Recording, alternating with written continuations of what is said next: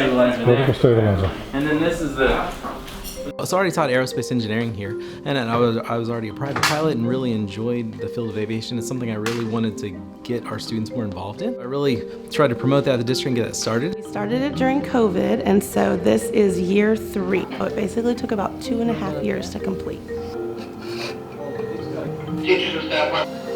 When the first plane came in, it was during COVID, so it's kind of a rough time to start something like this, a big project. We started getting these massive crates, came in off an 18-wheeler. The biggest hurdle to begin with was to inventory all the parts. Just when they first said 30,000 parts coming in, that part seemed overwhelming. Having the amount of students we do in classes moving in and out, that was a big thing we had to change as a department, is just securing an area that's like just for this, because they work on it every single day. So we can't just put it all up.